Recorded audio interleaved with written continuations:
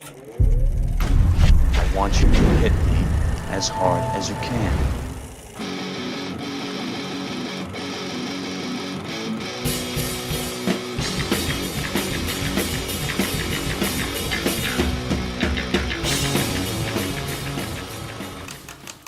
Lance Velchuk here for Air on the Head's The F***ing Black Sheep, where we take a look at the opposing opinion of the genre's most divisive films. We are midway through October, and goddamn do I love this time of year. Halloween isn't just a day, it's an entire month, and a time to dig up any new or tried and true horror classics. Sometimes the October film releases are little to none, and for a horror buff like myself, it can be heartbreaking. Not this year. With Texas Chainsaw Massacre, Child's Play, and Saw releasing new entries this month, we have a holiday that lives up to its name. With the release of Leatherface debuting next week, let's look at the king of gritty, sweaty southern horror, with an entry from the Texas Chainsaw series that has been forgotten to the barren, empty wastelands of the Texas terrain. Let's not bullshit. The Next Generation isn't a good movie, at least not by any traditional standards. But to understand why you need to give it another look, we must get into the series itself and look at it big picture. Unlike other horror icons, the Texas Chainsaw franchise has had a far tougher time in terms of quality. Hell, the last great Chainsaw film was still made by Tobe Hooper. The first was a gritty gonzo experience with leftover anxiety from the Vietnam War. The second was a punk horror comedy that had bright, aggressive colors and a more meta tone. This doesn't get enough credit for pioneering what Evil Dead 2 and Gremlins 2 have become famous for. But money talks and bullshit walks, and we have gotten different versions of the same story ever since. With the new Leatherface, we get a prequel to the original, but we already got a prequel, but it was to the remake. Leatherface, the Texas Chainsaw Massacre. The Next Generation continues after Massacre, the beginning with the running Texas Chainsaw canon, the only new line with a different version of the story. Chainsaw remake this time with paranoia. And you might be asking yourself, how did I get here? I don't know. The timeline is pretty complicated. With the same plot always being retold, I welcome Texas Chainsaw Massacre: The Next Generation and its new approach. The 90s were a time of exploration for most of the horror mainstays. Jason Voorhees' soul ended up being a demon body-hopping worm. Michael Myers was at the center of a druid cult curse, and Freddy's powers were bestowed to him by dream demons, in fish form. The Texas Chainsaw Massacre series was in need of a change, and as the 90s dictated, it expanded its mythology.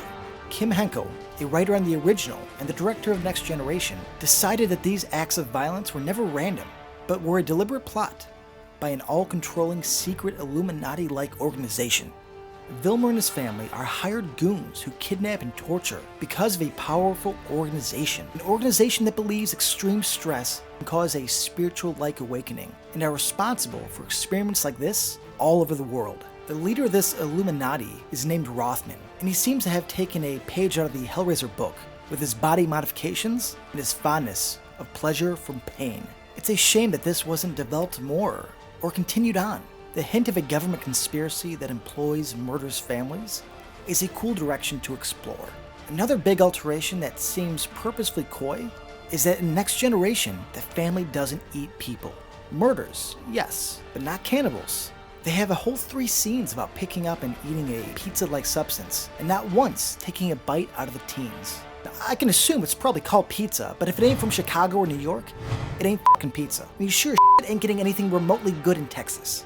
Now, omitting cannibalism is a crazy shift from everything we have come to expect from the franchise, and one that I must praise for the brass balls it took to make. To be fair, we weren't completely out of the woods yet, but the batshit crazy approach gives life into the struggling franchise. We get Renee Zellweger and her 3 friends taking a wrong turn after prom, and end up in the backwoods of Texas. Here we are introduced to Vilmer, who's a part of the Sawyer clan.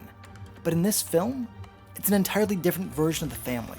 Vilmer ends up murdering a couple of the teens and kidnaps Zellweger's character Jenny. The setup follows the other films for the capture and subsequent torture, but the second act on, we shift gears. We get a dysfunctional family dramedy with secret government cults and grand ideas of forced bliss. All this is centered around the king of the household, Matthew McConaughey's Vilmer. McConaughey is constantly at 11 and pulls a Nicolas Cage before we called it a Nicolas Cage. He is a paranoid bipolar nutjob who has a robotic leg brace, is constantly abusing his family members, and occasionally self-mutilates. They amp up almost all of the characters' actions and motivations, and play it cartoony in a tone similar to Part 2.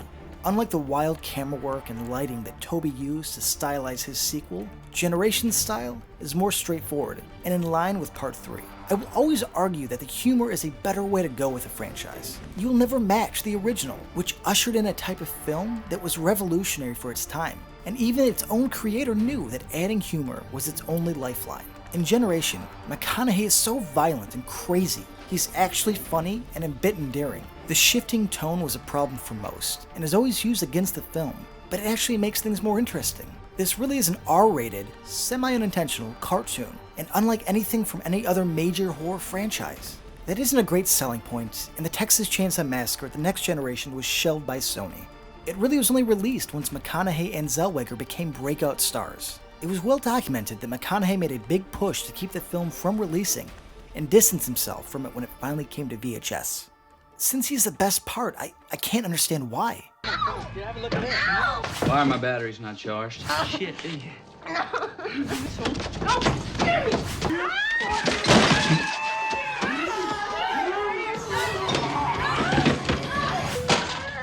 Go to 11. Okay, yeah, I get it. But a character is only a character. With 8 entries into the series, it can seem hopeless that this franchise will ever find its footing again.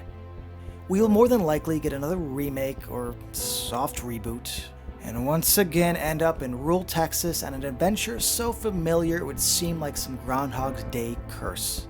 Texas Chainsaw Massacre: The Next Generation wasn't the answer to this problem.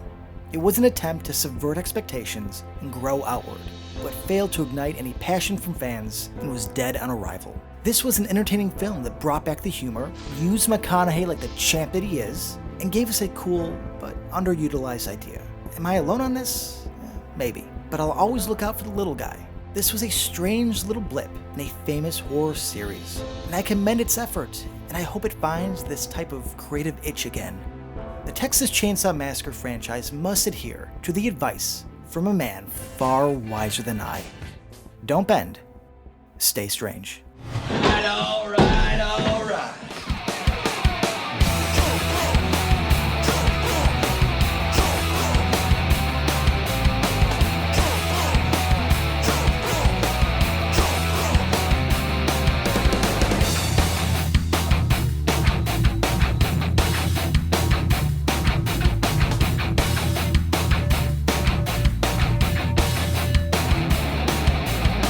JoBlo, he sure likes to drink a lot. Are you having fun here? Oh, God. Because I promise you, you and I are gonna have some fun. Oh, no.